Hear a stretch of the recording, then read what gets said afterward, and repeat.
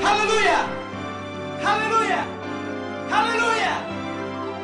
Kami, Gereja Pantekosta di Indonesia, Jemaat Kramat, mempersembahkan seri khotbah. Mari bersama-sama mendengarkan kebenaran firman Tuhan, bertumbuh dan menghasilkan buah. Sekali Yesus, tetap Yesus. Tuhan Yesus memberkati. Sembelihnya seekor domba untuk satu keluarga. Satu domba untuk satu keluarga. Satu Yesus untuk satu keluarga. Jadi satu keluarga harus mempunyai satu Yesus. Jangan coba mencari Tuhan yang kedua dan ketiga. Hanya ada satu Tuhan, Juru Selamat kita. Dan itulah yang kita peringati malam ini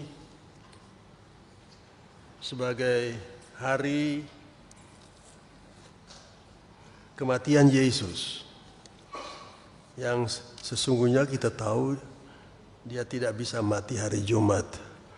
Sebab dia sendiri berkata sebagai Nabi Yunus 3 hari 3 malam dalam perut ikan, baru dia dilepaskan untuk menjalankan tugasnya pergi ke Niniwe dan berhasil. Tetapi itulah yang harus dia alami. Dia harus mengalami 3 hari 3 malam dalam perut ikan. Dan Yesus berkata, demikian juga anak manusia. Yesus sendiri menyebut dirinya sebagai anak manusia. Karena Yesus datang ke dalam dunia ini sebagai manusia. Dia adalah Allah yang Maha Kuasa, tetapi dia telah berubah menjadi manusia. Dia dilahirkan sebagai manusia karena dia dilahirkan oleh seorang manusia. Bapaknya Yusuf bukan bapaknya sebenarnya. Sebab istrinya Maria mengandung bukan karena ada Yusuf. Dan itulah sebabnya maka Yesus pun disebut anak manusia. Dia telah menjadi manusia. Dia adalah firman yang telah menjelma menjadi manusia. Dan sebagai manusia, dia telah menyatakan kepada dunia ini bahwa ada Allah yang hidup. Karena dalam Yohanes 1 ayat 18 ada tertulis bahwa sejak dunia dijadikan, manusia belum pernah melihat Allah. Manusia tidak tahu ada Allah. Manusia dijadikan oleh Allah dan dijadikan oleh Allah suatu makhluk yang hidup, tetapi tidak mengenal Allah itu sendiri. Nah, baru ketika Yesus datang dalam dunia ini, dilahirkan di kandang Bethlehem. Nah, di sanalah dia lahir dari seorang perempuan, orang Yahudi. Maka Yesus pun lahir seorang laki-laki, orang Yahudi juga. Dan karena itulah maka Yesus pun berkata bahwa dia pun datang kepada orang Yahudi. Sebab orang Yahudi, orang Israel adalah bangsa Israel yang sudah juga jatuh dalam dosa. Sebetulnya Alkitab berkata seluruh manusia telah jatuh dalam dosa. Tidak ada seorang pun yang bebas daripada dosa. Seluruh manusia telah berbuat dosa, dan karena itu kematian pun datang kepada semua manusia. Tetapi saudara-saudara, apakah yang terjadi pada waktu Yesus ada di dunia ini? Dialah yang menyatakan kepada dunia ada Allah. Dan Allah itu ada di dalam Yesus sendiri.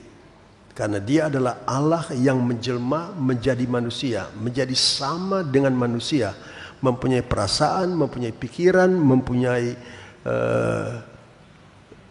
pekerjaan sama seperti seorang manusia biasa, tetapi kuasa Allah ada dalam dia. Nah, itulah satu perbedaan yang besar dari manusia biasa dengan manusia Yesus yang adalah Allah dalam manusia.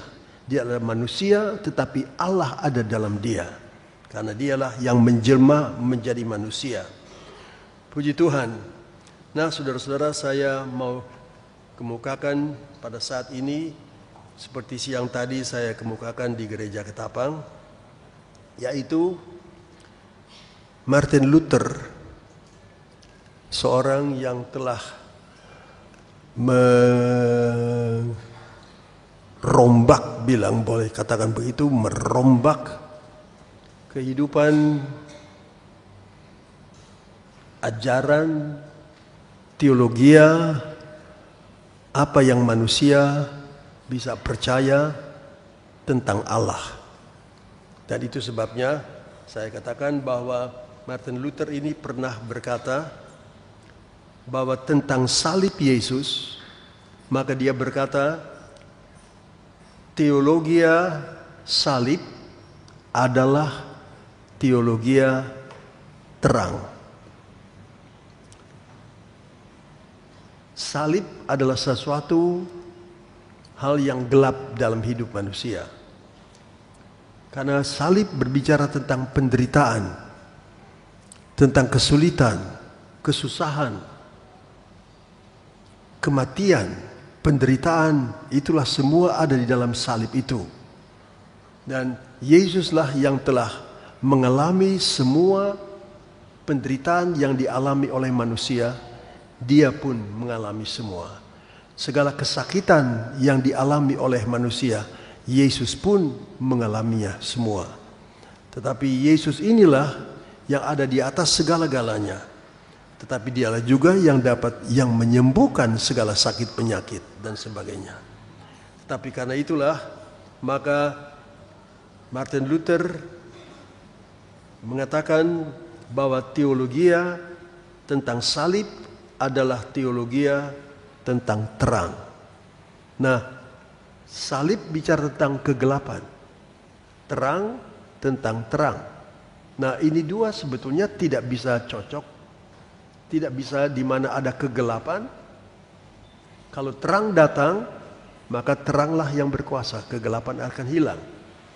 Tetapi apa yang terjadi di kayu salib pada waktu Yesus mati di kayu salib, maka kita datang dengan pertanyaan yang pertama adalah, apa yang telah membuat sehingga Yesus disalibkan? Artinya Yesus mengalami penderitaan, kematian di kayu salib. Ada asal usulnya, ada mulanya.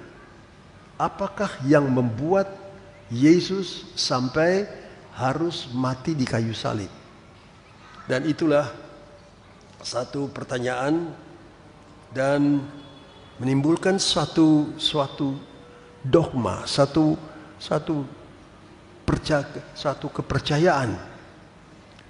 Mengapa Yesus mati?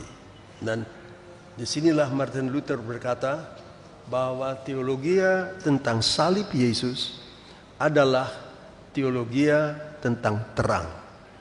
Bagaimana terang dengan gelap dapat menjadi satu. Nah, kalau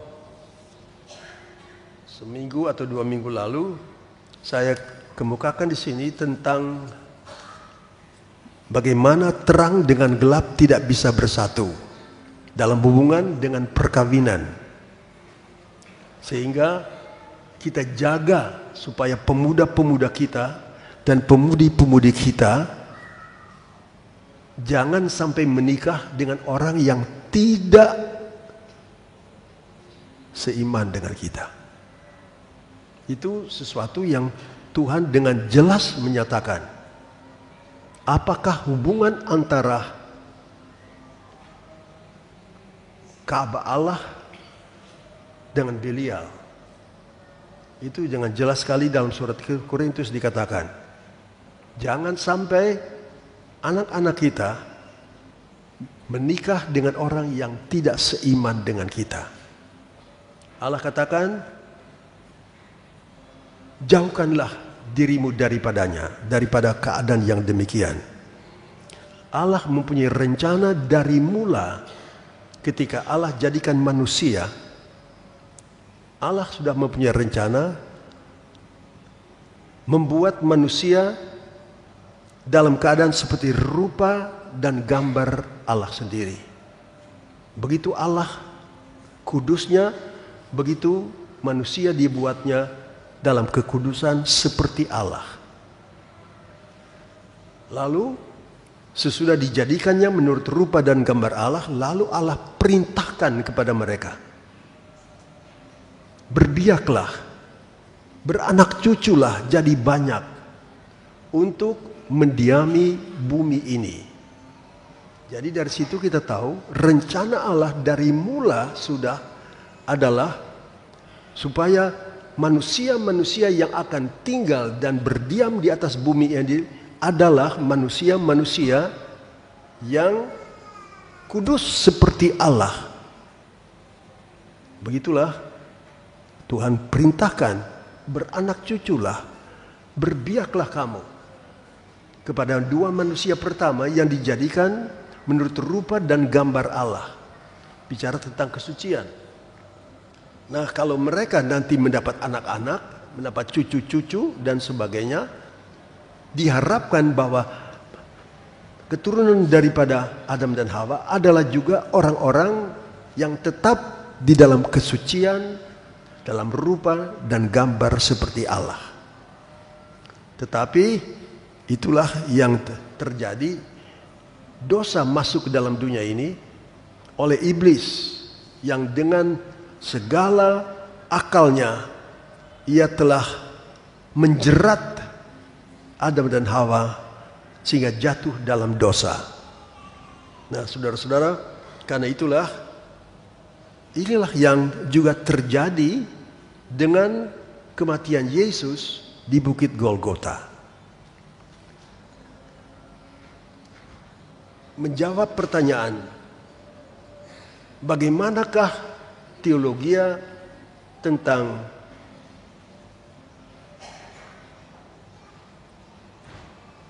salib bisa menjadi satu dengan teologi tentang terang. Tapi, nah inilah menjawab pertanyaan, apakah yang telah menyebabkan Yesus sampai disalibkan. Yesus datang ke dalam dunia ini untuk menyatakan bahwa manusia, ketahuilah ada Allah. Sebab dalam Yohanes 1 ayat 18 di sana dikatakan bahwa dari mula pertama manusia tidak mengenal Allah. Tetapi ketika Yesus datang ke dalam dunia ini menjadi manusia, maka Yesus inilah yang menyatakan, membuka suatu rahasia yang tertutup sejak dunia dijadikan, bahwa ada Allah. Manusia tidak pernah melihat Allah, tetapi manusia baru tahu ada Allah ketika Yesus lahir di dunia ini. Sebab Yesus inilah yang adalah Allah menjelma menjadi manusia dengan jadi dilahirkan dari seorang perempuan, seorang manusia. Karena itulah dia juga disebut sebagai anak manusia. Nah, saudara-saudara, yang menyebabkan Yesus disalibkan, kalau kita membaca Alkitab, memang nubuatan sudah dalam kitab Kejadian. Jauh-jauh sebelum Yesus dilahirkan sudah ada nubuatan bahwa akan datang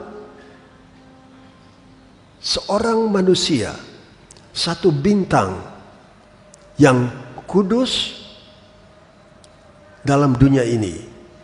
Yesaya dengan jelas mengatakan dalam Yesaya pasal 7, pasal 6, pasal 7, pasal 9, bahwa seorang anak dilahirkan bagi kita, seorang putra dijadikan bagi kita, dan kekuasaan pemerintahan dalam dunia ini ada di atas pundaknya. Namanya adalah ajaib. Namanya adalah seorang penasehat. Namanya adalah Bapa kekekalan. Nah, itulah bicara tentang Bapa. Nah, kalau bicara tentang Bapa tentu ada anaknya. Nah, dari situlah kita tahu rencana Allah membuat manusia yang tadinya hanya kelihatan seperti satu Adam dan satu Hawa, tetapi pikiran dan rencana Allah jauh ke depan sudah supaya bumi ini, pada waktu Allah membuat manusia belum ada manusia.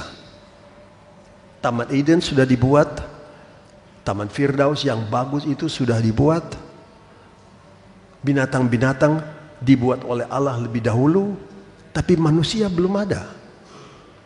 Tapi Allah waktu membuat manusia langsung memberikan perintah, biarlah manusia berbiak menjadi banyak.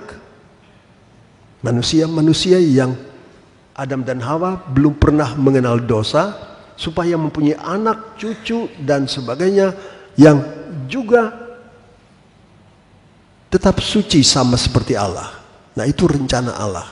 Dan kalau saudara baca dalam kitab Wahyu, maka itulah dikatakan nanti pada saat dosa dalam dunia ini sudah memuncak sekali, maka Allah pun telah mengalokasikan, Allah telah mengambil dari tahun-tahun lamanya bumi ini ada.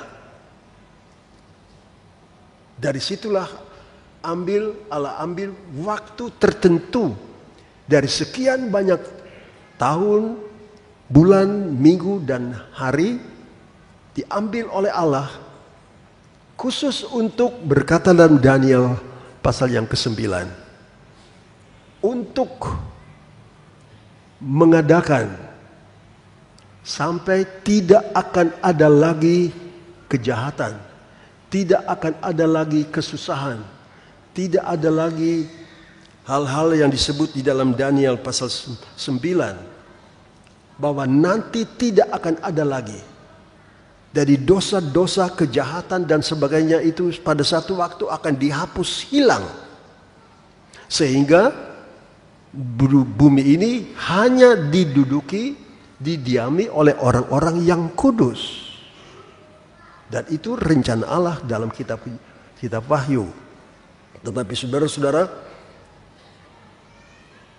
orang tidak memikirkan bahwa Allah mempunyai rencana bagaimanakah akan datang satu bangsa, satu umat yang memang kudus sama sekali. Nah, jalannya adalah melalui kematian daripada Yesus. Yesus manusia, jadi manusia. Dia adalah Allah tetapi menjadi manusia, sama dengan manusia, tidak ada bedanya. Filipi pasal 2 ayat 9 berkata bahwa Yesus adalah Allah dan menjadi sama dengan manusia keadaannya. Tapi untuk menyelamatkan manusia ini dengan cara apa? Tetapi sekarang dengan adanya hari khusus kita dapat menjalankan ibadat kita ini, yaitu beribadat kepada Tuhan, memperingati hari kematian daripada Yesus. Meskipun seperti saya katakan, kita tidak percaya Yesus mati hari Jumat, ya.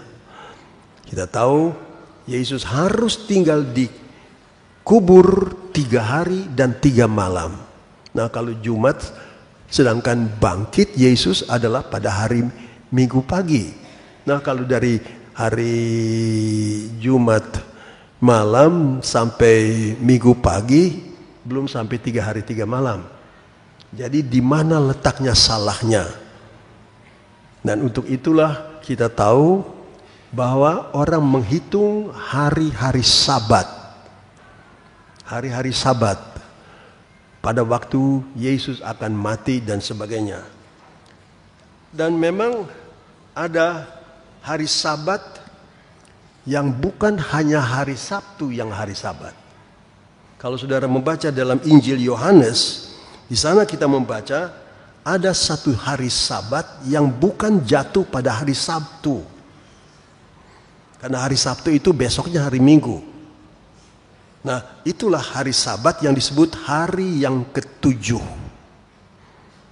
Allah menciptakan manusia, lalu dia katakan manusia kerja 6 hari, nanti pada hari 7 berhenti. Nah, itu hari Sabat, itulah hari Sabtu, itulah yang kita pun masih merayakan dengan puji Tuhan. Hari Sabtu seperti besok libur tambah hari kan. Sekarang libur, besok libur lagi, hari Minggu lagi, libur lagi. Waduh, baik sekali. Kita bisa terus mengadakan kebaktian kalau atau saudara mau berjalan-jalan silahkan. Tetapi yang Sabtu Sabat di mana orang tidak boleh bekerja adalah pada hari yang ketujuh itulah. Nah, karena itu kalau kita hitung hari-harinya, wah tidak cocok. Tetapi di dalam Injil Yohanes ada dikatakan ada hari perhentian, hari di mana orang tidak bekerja juga yang bukan hari Sabtu. Dan hari itu juga disebut sebagai hari Sabat. Itu ada di dalam Injil Yohanes di pasal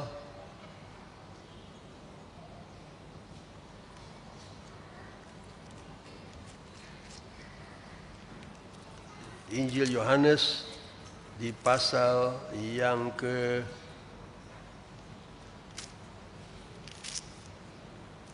saya cari dulu.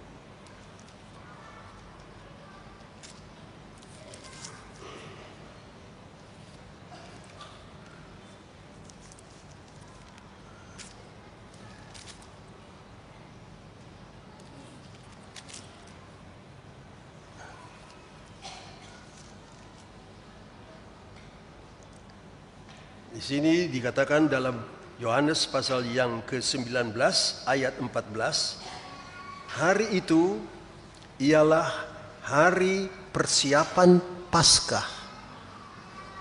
Hari persiapan Paskah. Paskah adalah hari libur. Nah, ada hari persiapan Paskah, sudah mau masuk Paskah. Jadi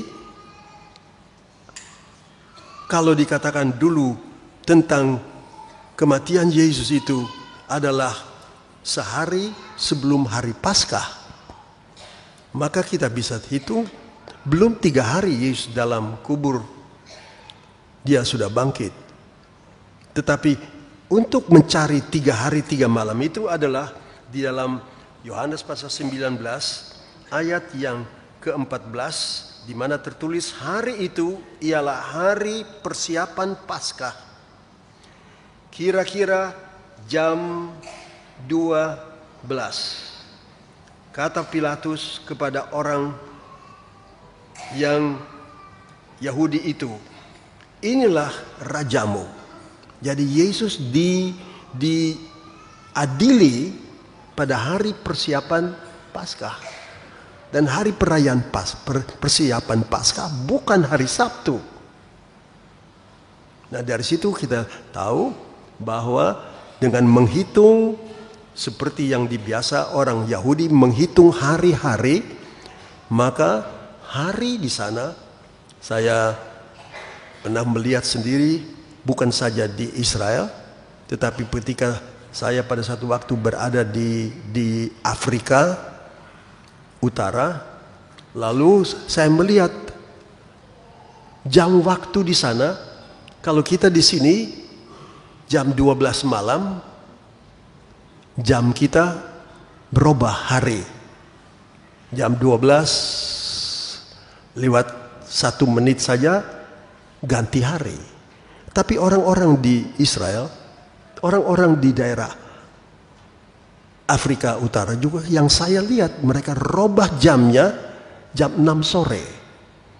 Jadi kalau 6 sore itu sudah hari yang baru. Nah dari situlah kita lihat bahwa hari persiapan Paskah ini hari kira-kira jam 12. Nah itu sudah mulai sore.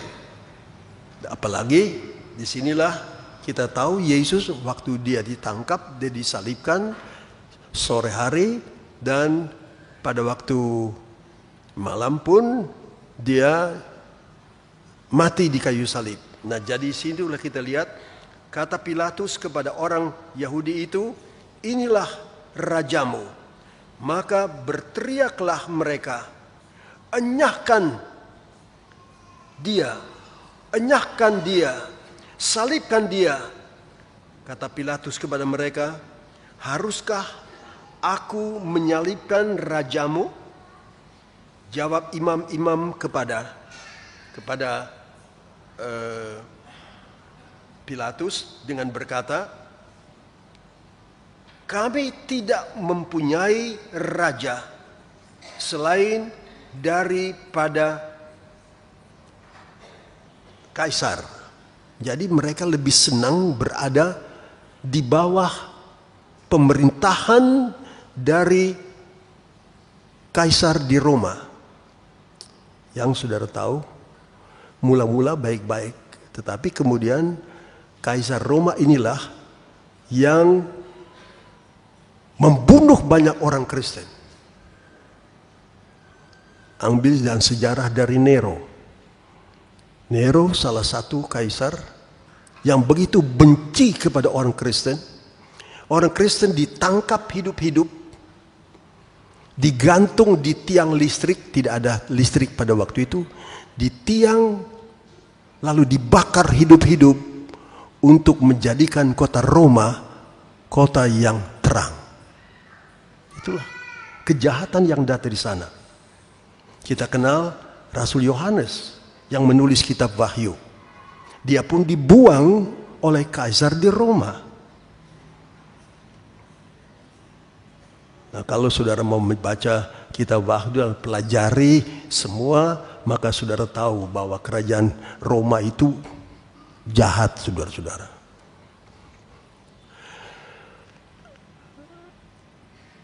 Tapi disitulah kita membaca Yesus dihukum. Oleh apa? Oleh kebencian dari orang-orang Yahudi, orang-orang Israel.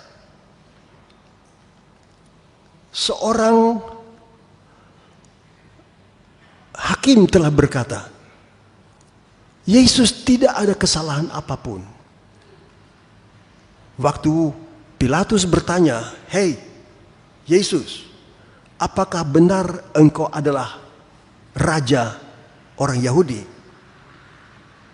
Yesus hanya menjawab, engkau sudah katakan demikian, sudah. Engkau sendiri sudah katakan begitu. Artinya Yesus benar. Dia datang sebagai raja orang Yahudi. Itulah yang saya katakan tadi dalam kitab Nabi Yesaya pasal 9. Itu pun sudah dinubuatkan bahwa pemerintahan dalam dunia ini ada di atas pundaknya. Sebab dia adalah raja. Dan Yesus pun akan datang nanti pada hari kiamat. Yesus akan datang sebagai raja segala raja. Sudah dari dulu Yesus ditentukan menjadi raja di bumi ini. Yesus mengajar kita kalau berdoa.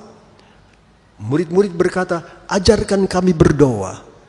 Lalu Yesus mengajar, kalau kamu berdoa, berkatalah, Bapa kami yang ada dalam sorga, dipermuliakanlah namamu, datanglah kerajaanmu.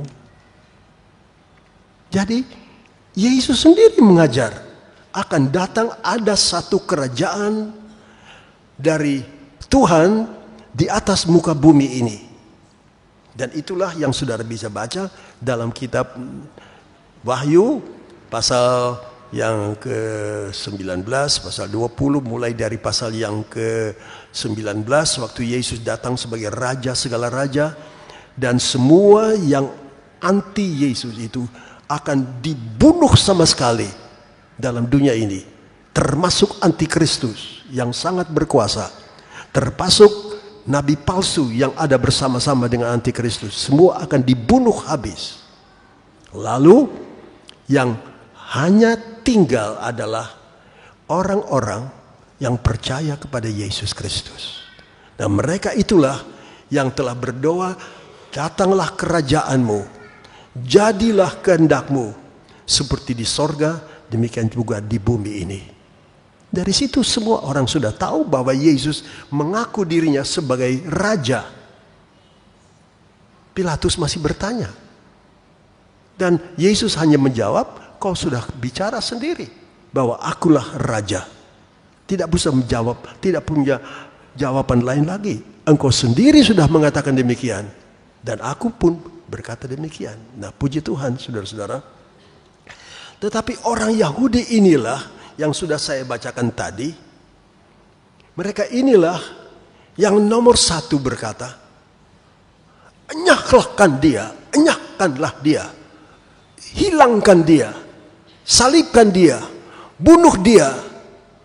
Kami tidak mempunyai raja. Raja kami Kaisar, lebih senang ditindak,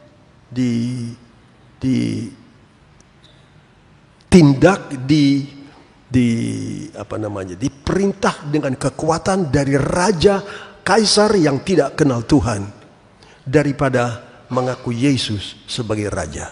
Itulah kekejaman dan kebencian orang-orang Yahudi terhadap Yesus.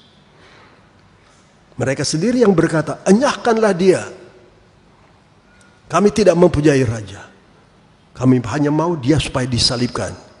Biarlah kalau dia pun dibunuh, darahnya yang tertumpah karena dia dibunuh, darahnya itu biarlah itu tertanggung atas kami, atas bangsa Yahudi. Bangsa Yahudi yang sekarang, mereka tidak sadar bahwa hukuman Allah ada di atas mereka.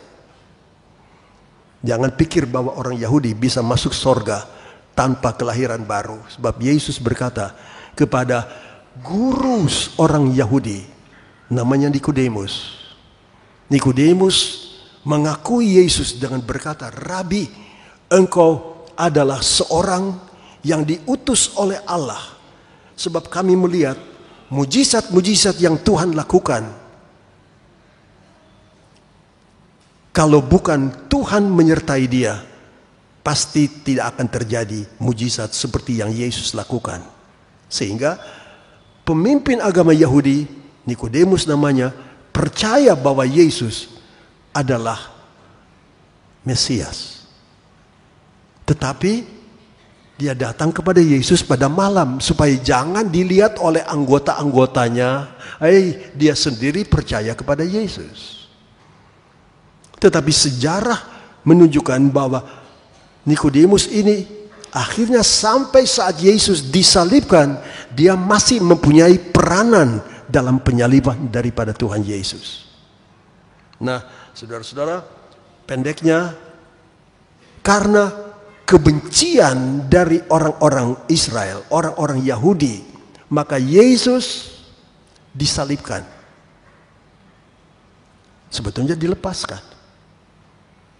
Lalu ada seorang yang namanya Barabas di antara orang Yahudi. Orang yang ternyata sudah bersalah, berdosa, dan harus dihukum mati. Itu kebiasaan. Pada hari-hari tertentu ada orang yang dibebaskan dari hukuman. Di Indonesia pun ada kan? Hari-hari terbiasa, 17 Agustus, ada orang yang dilihat sejarahnya selama dia tinggal dalam penjara, berkelakuan baik dan sebagainya, dilepaskan. Nah, pada waktu itu pun Yesus ditangkap sudah untuk dibunuh. Lalu Hakim pun berkata, beginilah. Kamu menuntut Yesus harus dibunuh. Tetapi Yesus tidak ada kesalahannya. Hakim mengambil jalan tengah. Tadinya dia sudah cuci tangan. Artinya dia merasa tidak ada tanggung jawab. Dia pun tidak bersalah kalau dia ambil satu keputusan. Cuci tanganlah dia. Katanya, ada seorang Yahudi yang bersalah, yang harus dihukum. Nah, apa kamu mau? Bebaskan orang Yahudi yang bersalah dan dihukum jatuhan hukuman mati?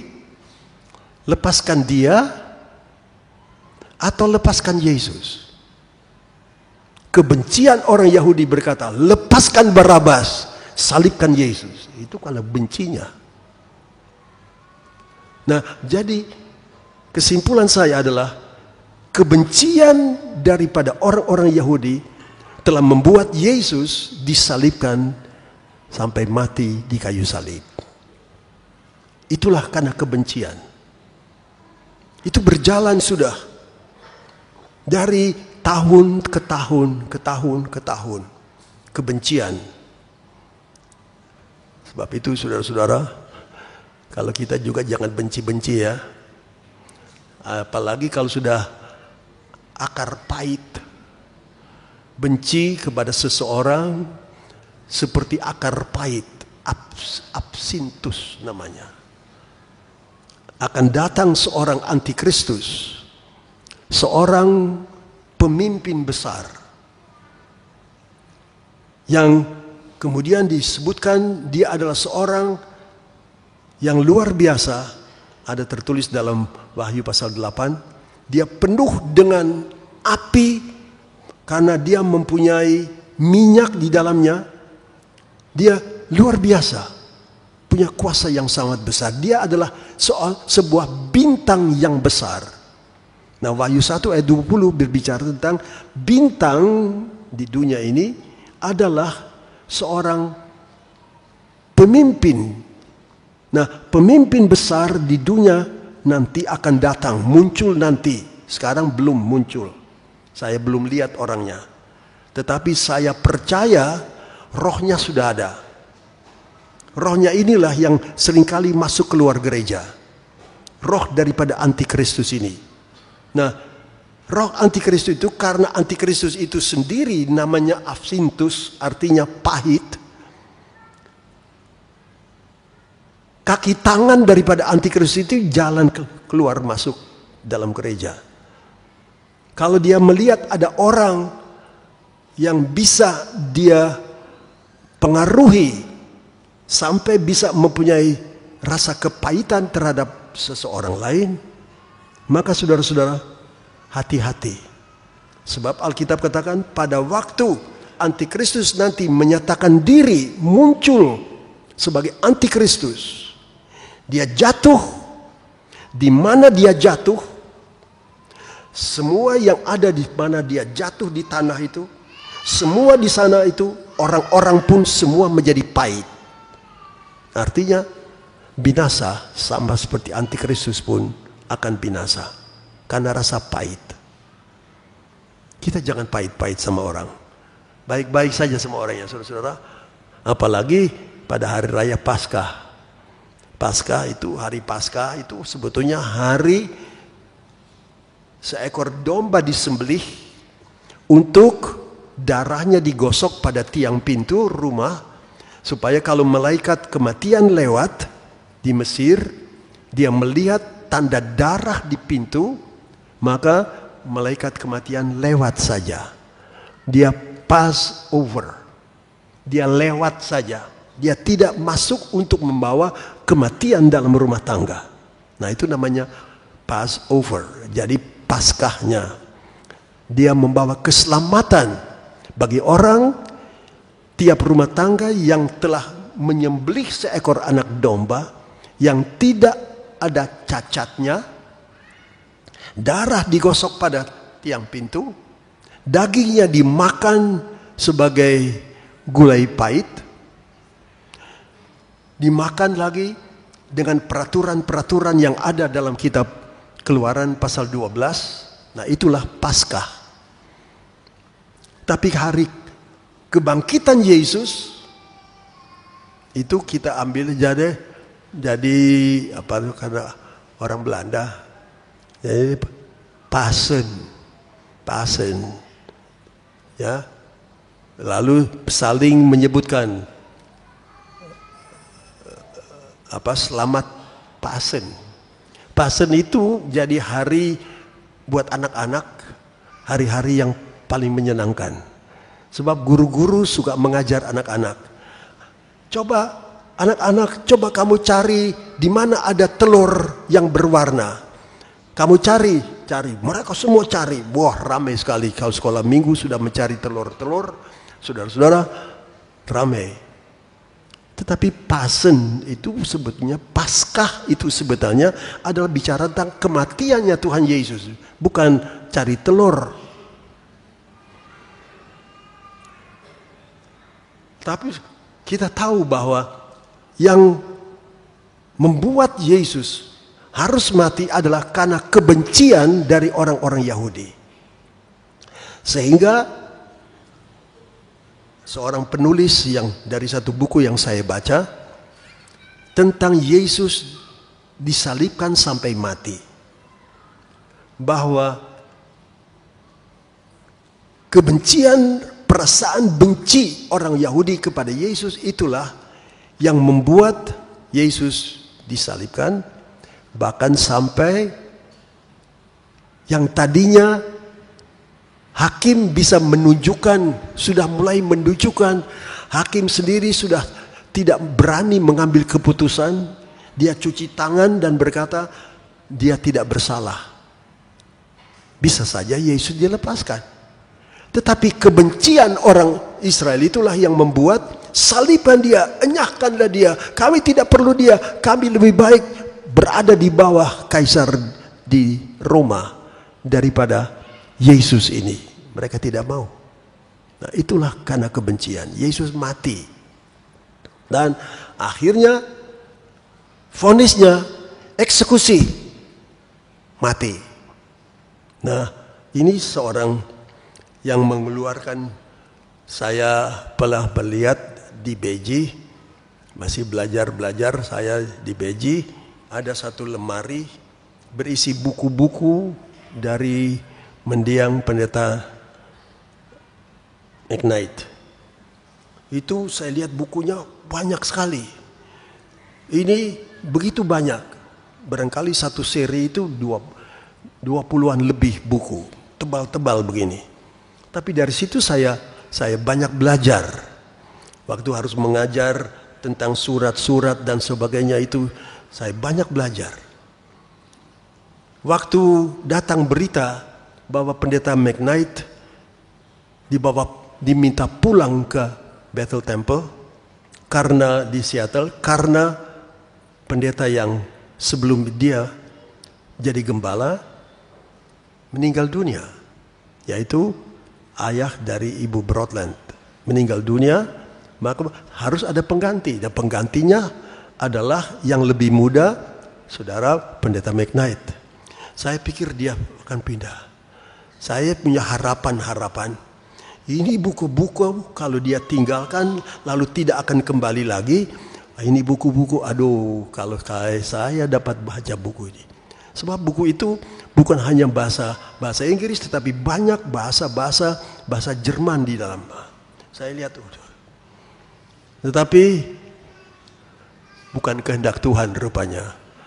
Akhirnya dia pergi, tinggalkan buku-buku, ditinggalkan ini buat sekolah Alkitab. Jadi kalau saya datang ke sana, lantas mau cari ayat yang saya tidak mengerti, barangkali carilah di sana, sebab bukunya sudah di sana. Saya punya pikiran, coba pada waktu itu dia berikan kepada saya secara pribadi, rasanya lebih enak sekali. Meskipun buku-buku saya, saudara-saudara, di ketapang ini 1, 2, 3, 4 lemari penuh dengan buku, yang tebal-tebal dan yang tipis-tipis, terserahlah apa yang kita cari. Nah, disitulah saudara-saudara Apa yang saya kemukakan di sini adalah seorang doktor dalam teologi di Jerman. Dia yang membuat tulisan. Dia inilah yang berkata, disinilah kebencian dari bangsa Israel yang menyebabkan Yesus mati di kayu salib. Nah, itulah kegelapan dalam teologi tentang salib. Yesus mati. Yesuslah yang sangat diharapkan oleh dunia ini. Karena dialah yang dikirim oleh Allah datang ke dunia ini untuk menjadi juru selamat.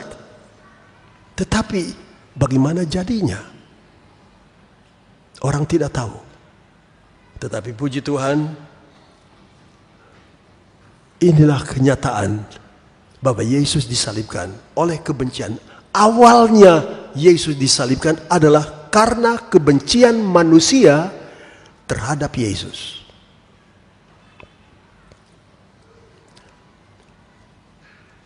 Dan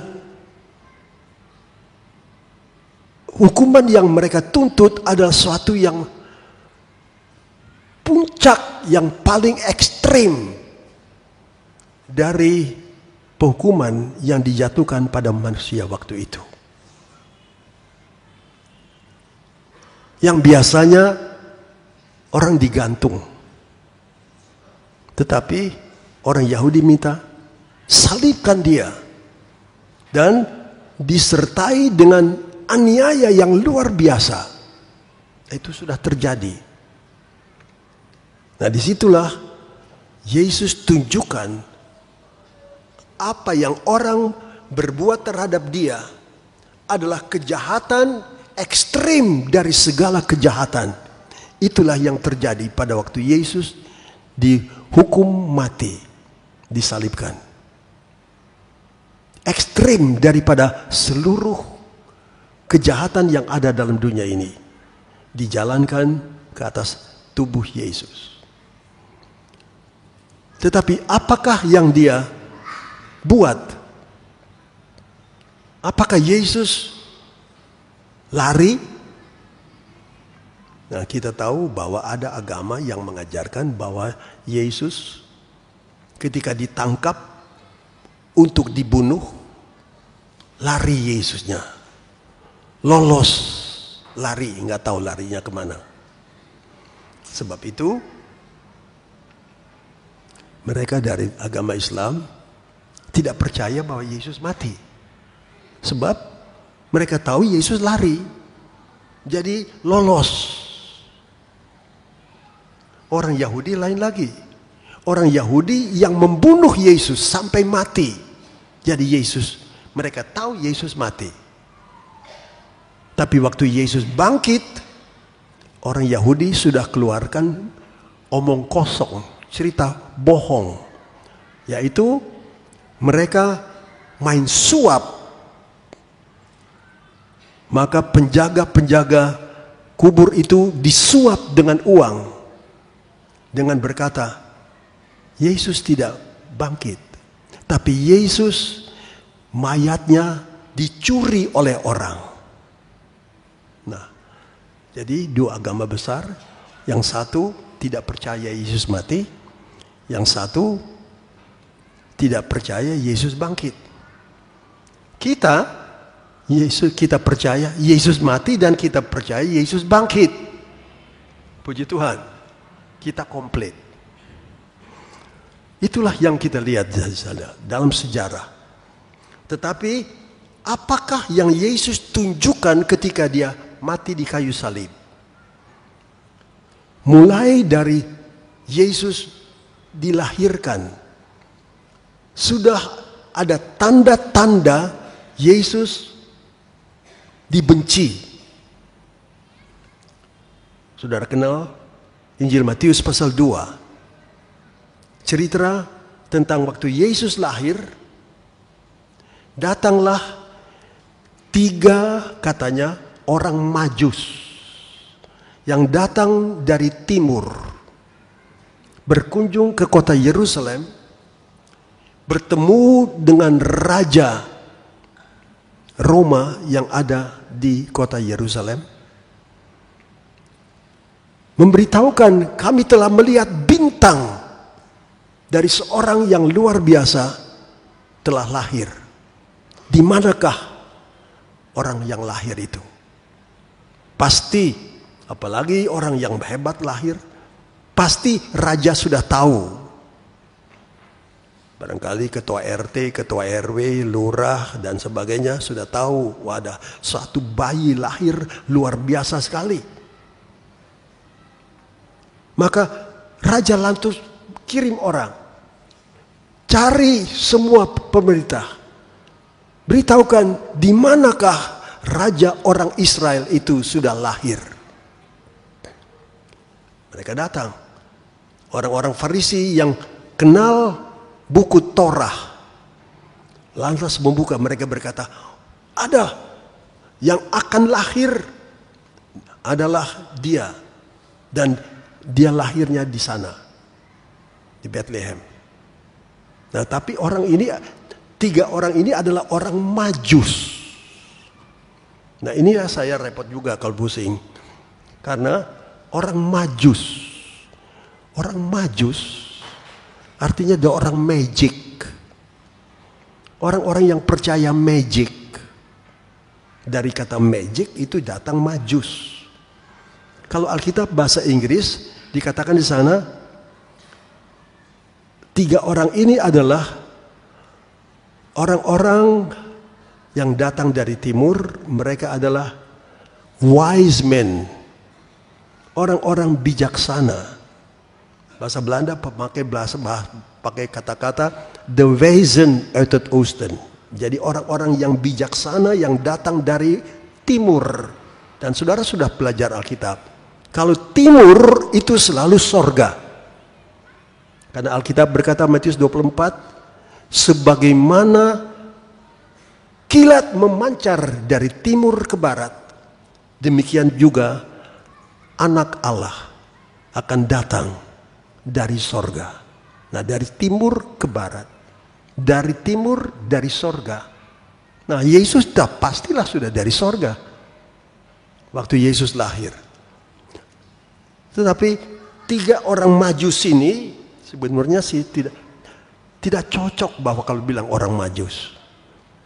Bagaimana orang Majus, orang magic datang menyembah Yesus? Nggak masuk di akal sama saya. Tapi terjemahannya itu yang nggak benar.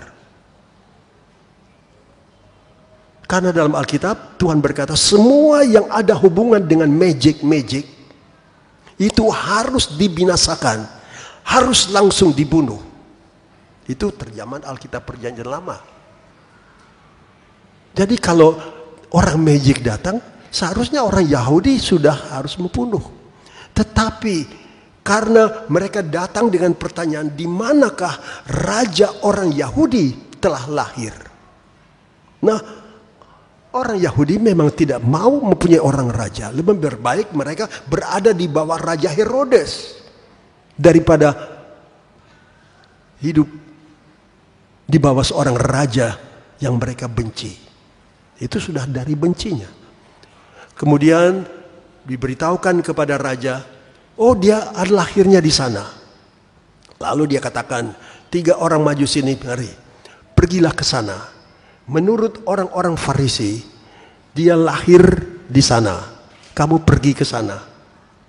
Dan kalau kamu sudah ketemu, kamu kembali di sini kepada dulu ya. Kembali kepada saya, kata raja.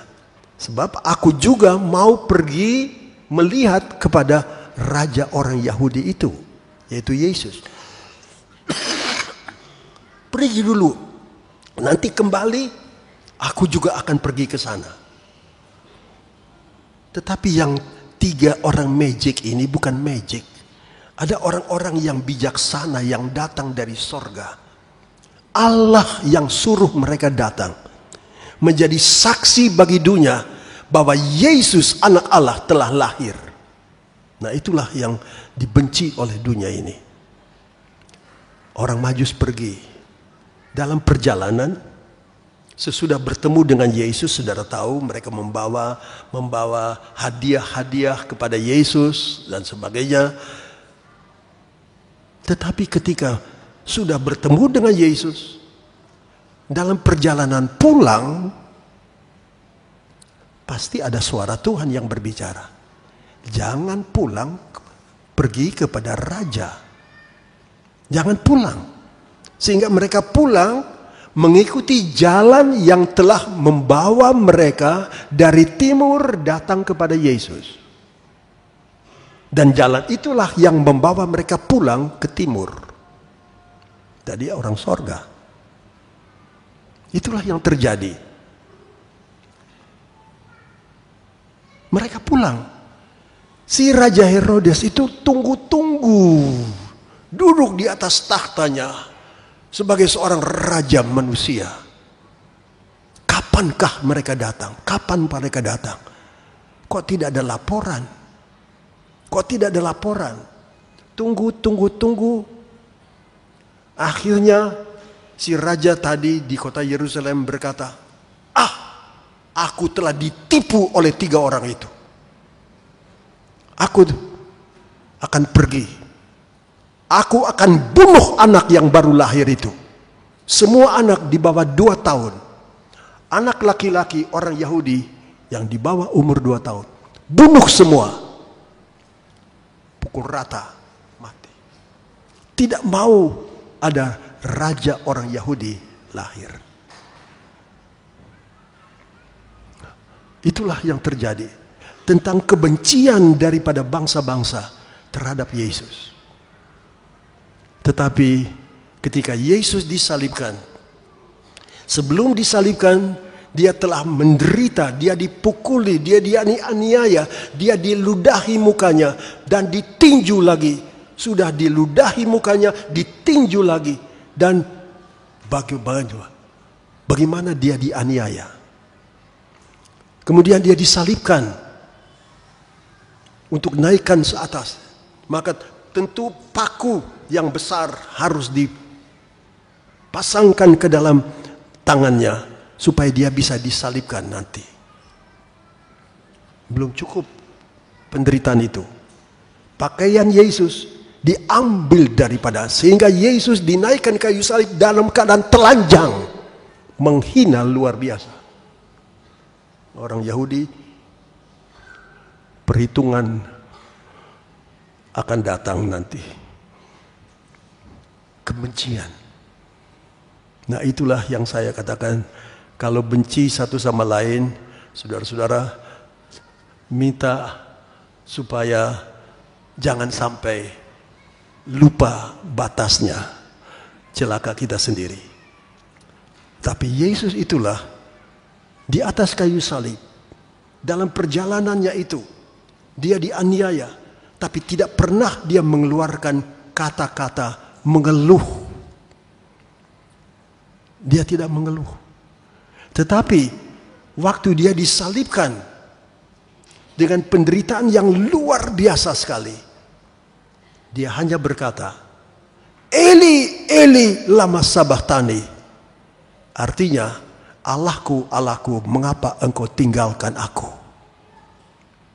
Yesus merasa penderitaan yang sangat super ekstrim, hebat sekali dialami oleh Yesus. Dia mengaku seperti Allah meninggalkan dia. Tapi saudara bisa baca nanti dalam kitab Mazmur, ada juga yang berkata bahwa Tuhan masih tahu segala sesuatu. Allah Tritunggal, Bapa, Anak, dan Roh Kudus tidak pernah pecah, saudara-saudara. Allah yang esa itu tetap Allah yang esa sampai sekarang dan sampai selama-lamanya. Itulah Allah kita. Allah tidak tinggalkan dia. Bapa tetap menyertai Yesus. Roh Kudus tetap menyertai Yesus dalam penderitaannya. Dalam surat Ibrani dikatakan, dalam penderitaannya hebat itu, Roh Kudus tetap menyertai Yesus untuk memberikan kekuatan. Memberikan kekuatan. Dan saudara bisa rasakan, kalau saudara dalam penderitaan, ada orang yang mendekati saudara dan berkata, saya akan tolong saudara, saya akan menyertaimu. Bukan main. Penghiburan yang sangat besar. Itulah yang Yesus alami ketika Roh Kudus dan Bapa Allah itu tetap menyertai dengan dia. Alkitab berkata, sudah lama dia di kayu salib, nafasnya mulai pendek-pendek.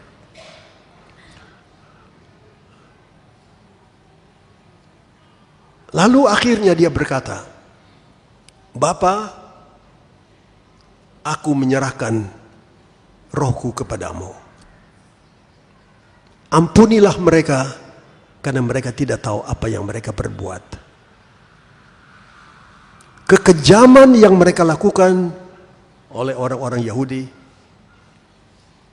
ada kata cinta yang keluar dari mulut Yesus. Ampunilah mereka. Seorang di kayu salib pun, ada orang Yahudi yang sama-sama bersalah sehingga dihukum mati.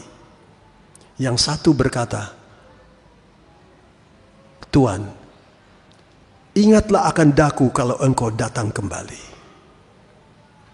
Karena dia merasa bahwa dia salah. Dia berkata kepada kawannya, kawan yang satu ini dia berkata, kalau engkau memang raja, kalau engkau memang istimewa, ayo turunlah dari salib, lantas bebaskan saya juga. Enak benar dia ya. Tapi yang satu berkata, ingatlah akan daku kalau engkau datang kembali. Kepada ini orang yang Tuhan, ingatlah akan daku. Yesus berkata, dengan sesungguhnya aku berkata kepadamu, pada hari ini juga engkau akan dengan aku di Firdaus. Pada hari ini juga. Itu sudah malam. Waktu malam sudah datang. Hari sebentar lagi baru. Nah, kalau sudah 3 hari 3 malam, besoklah Yesus akan bangkit. Tetapi inilah yang terjadi. Satu mengejek dengan berkata, coba engkau turun dari kayu salib, bebaskan saya juga. Yang satu berkata, minta kemurahan, ingatlah akan daku. Nah, saudara-saudara, apa yang Yesus tunjukkan ketika dia disalibkan, bukan karena mereka dengan kebencian menuntut Yesus disalibkan, lalu Yesus pun harus membalas mereka dengan kebencian pula. No. Bukan begitu sifat Yesus. Bukan begitu. Tapi Yesus hanya menunjukkan bahwa kemalaman teologia salib gelap adalah teologia terang. Yesus adalah terang dunia. Nah, itulah yang terjadi. Yesus hanya tunjukkan kasih Allah kepada semua dunia. Begitu banyak orang ada sekeliling tempat itu di mana Yesus disalibkan. Semua tahu apa yang Yesus katakan. Dan itulah yang kita sangat kagumi tentang Yesus. Kebencian membuat dia dibenci oleh semua orang. Dan sampai dijatuhi hukuman mati. Hukuman yang paling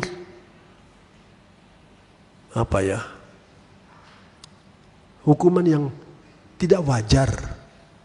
Tidak wajar. Penulis buku ini dia menganggap itu adalah penghukumannya adalah penghakimannya adalah satu perbuatan setan yang jahat sekali. Tetapi Yesus tidak pernah membalas. Yesus tidak pernah membalas. Karena dia tahu dia datang ke dunia ini bukan untuk menunjukkan kejahatan kepada orang yang berbuat jahat terhadap dia. Tetapi untuk membawa pengampunan dan cinta Allah yang luar biasa. Itulah yang dia tunjukkan di atas kayu salib. Nah, bagi kita semua, sekarang ini kita hanya melihat apa yang Alkitab ceritakan tentang Yesus. Karena dia disalibkan, ini buku sebagai seorang doktor teologi, dia tentukan bahwa pada waktu Yesus disalibkan itu adalah terjadi pada tanggal 7 April tahun 30. Sekarang kita sudah tahun 2016. Jadi kalau mau kembali pada tahun 30 itu sudah 11.086 tahun yang lalu. Kita kenal hanya dari sejarah. Kita hanya kenal dari apa yang Alkitab ceritakan. Apa yang murid-murid seperti Matius, Markus, Lukas, Yohanes, mereka lah yang menulis banyak tentang perbuatan-perbuatan Yesus. Kita tidak melihat Yesus disalibkan. Kita tidak melihat semua. Tetapi apa yang kita lihat adalah yang kita rasakan, pengalaman kita sendiri. Bagaimana kita dibebaskan dari dosa, diselamatkan dengan datangnya keselamatan bagi kita semua. Sehingga kita dapat berkata, puji Tuhan, haleluya. Bukan dengan kebencian, tapi dengan cinta dia membalas kepada kita yang telah jatuh dalam dosa, supaya kita diselamatkan dan kita pun akan dapat tinggal dengan Yesus sampai selama-lamanya. Nah, itulah kehidupan kekal. Sesudah dia berkata, aku serahkan nyawaku kepadamu Tuhan. Habis. Dia hembuskan nafas terakhir. Lalu berkata, satu kata yang paling penting adalah sudah selesai. Sudah genap. Sudah genap, finish. Apanya yang finish? Perbuatan Tuhan untuk menyelamatkan manusia, inilah yang dia jalankan. Dari mula, sejak dia mau dilahirkan. Terus sampai akhirnya di kayu salib. Disitulah dia berkata, finish. Sesudah itu, tidak ada jalan lain lagi untuk mendapat keselamatan. Tuhan mengatakan, keselamatan itu telah aku jalani supaya keselamatan datang kepada manusia. Dan kalau itu sudah dibuat, itulah yang diberikan kepada kita semua. Kalau lihat dalam Injil Yohanes pasal 17, di sana kita membaca bagaimana Yesus berdoa untuk murid-muridnya. Berdoa untuk murid-muridnya. Karena Yesus tahu dia sebentar lagi akan mati dan dia akan naik ke sorga. Dia akan duduk di sebelah kanan Allah Bapa di sorga sampai waktunya datang, Yesus akan datang kembali ke dunia ini.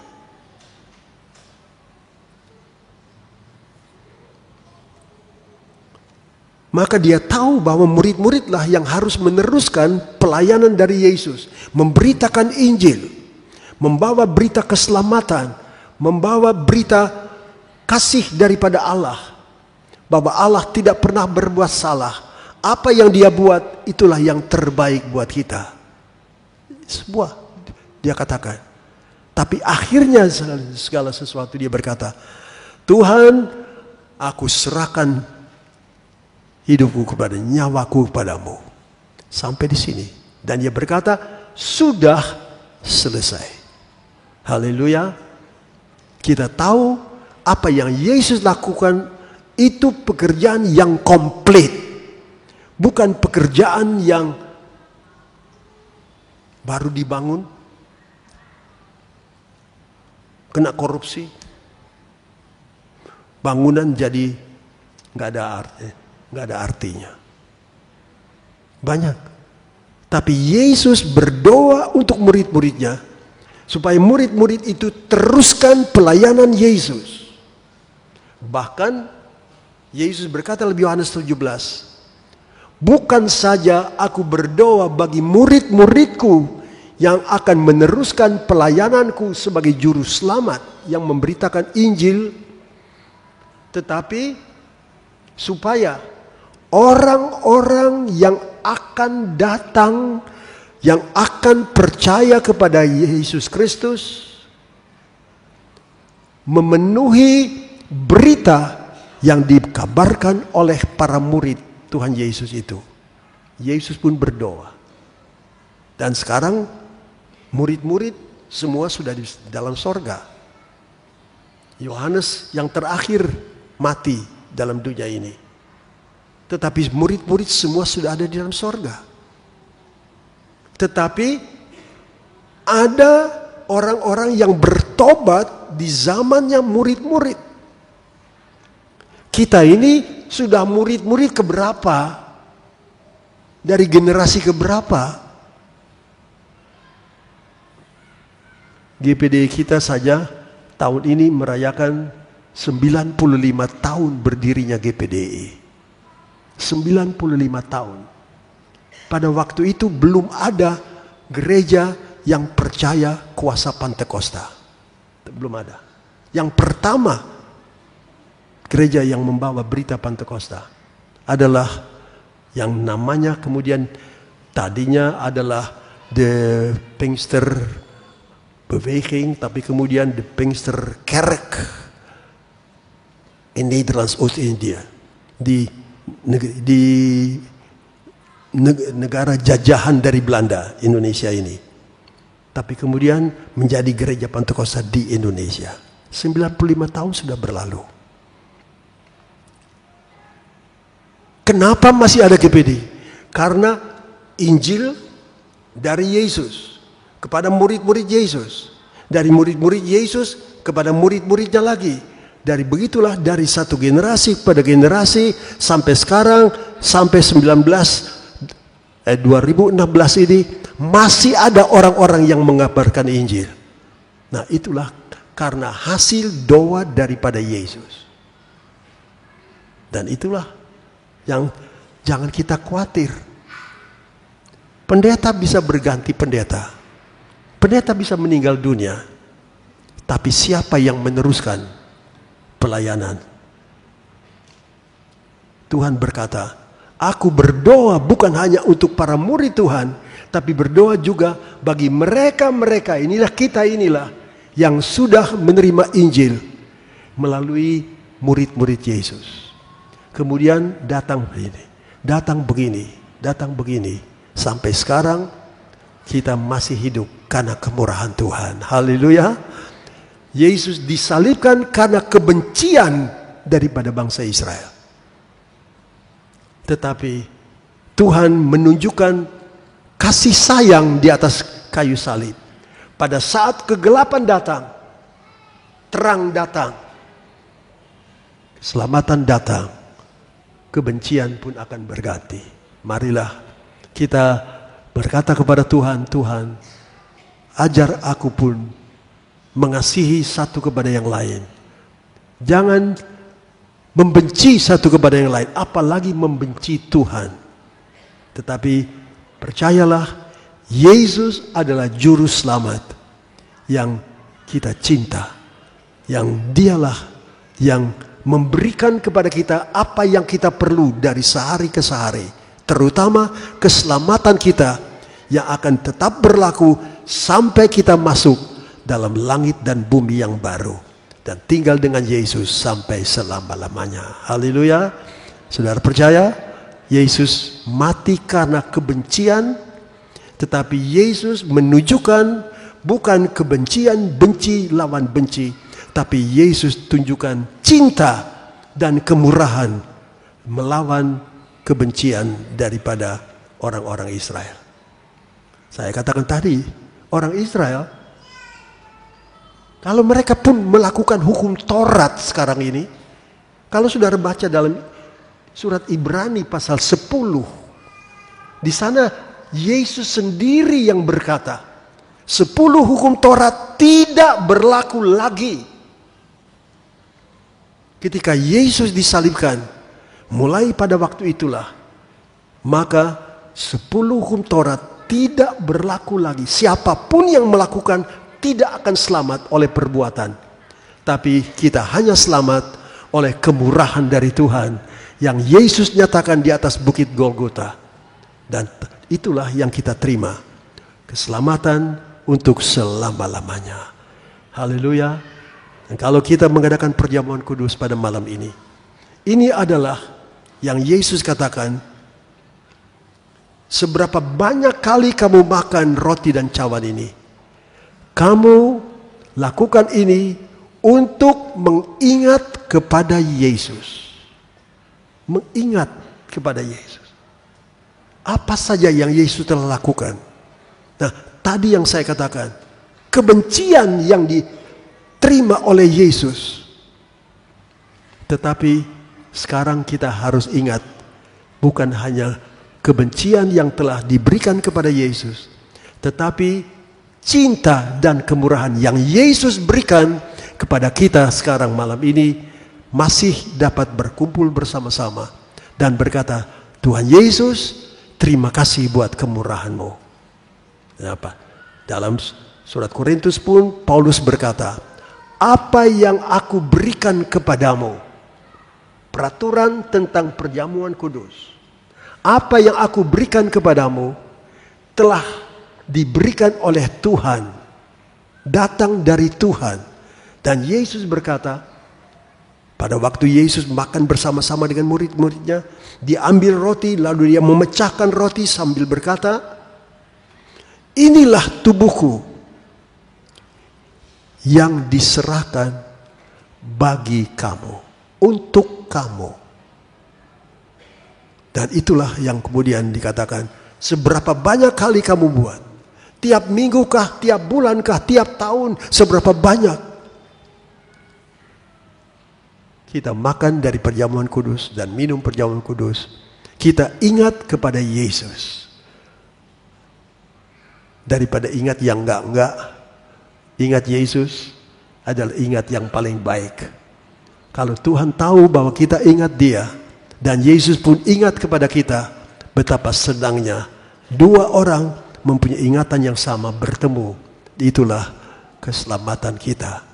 Dan karena itulah kita akan masuk dalam perjamuan kudus ini dengan mengucapkan, Tuhan terima kasih buat apa yang Engkau kerjakan buat saya. Engkau disalibkan oleh karena kebencian. Tapi di atas kayu salib, Engkau berkata, sudah selesai. Tidak usah diingat-ingat lagi. Inilah yang aku berikan kepadamu. Jadi, keselamatan yang Tuhan lakukan dan Tuhan berikan itu ada finishnya. Jangan ada tambahan-tambahan. Ada banyak ajaran-ajaran tambahan-tambahan ekstra yang sudah nggak benar, saudara-saudara. Yang tidak lagi berdasarkan firman Tuhan. Dan inilah yang kita harus hati-hati. Jangan sampai kita adalah garam dunia, akhirnya asinnya hilang dari kita. Tapi tetap pegang Yesus, maka saudara akan termasuk apa yang Tuhan Yesus katakan. Adam dan Hawa, beranak cuculah kamu. Saudara dan saya, keturunan dari Adam dan Hawa. Kalau kita pun masih mempunyai keturunan-keturunan lagi sebelum Yesus datang kembali, jangan takut. Karena justru Tuhan sudah katakan itu, supaya bumi ini akan didiami oleh orang-orang yang dikuduskan oleh Allah karena percaya kepada Yesus. Kita berdiri bersama-sama, kita masuk dalam doa. Apa yang Tuhan buat adalah yang terbaik. Dan kita hanya berkata, Tuhan terima kasih, Engkau berikan ini kepadaku. Aku terima dan aku tetap menjalankan apa yang Engkau telah lakukan buat kita semua. Haleluya. Nyanyikanlah saya nyanyi. Yesus tidak pernah berbuat salah. Apa yang dia buat baik buat kita. Amin. Jangan Tuhan, kita tidak perlu mau mempersalahkan Tuhan. Rugi kita sendiri. Tapi percayalah, terimalah apa yang Tuhan berikan kepada kita. Itulah yang terbaik buat kita semua.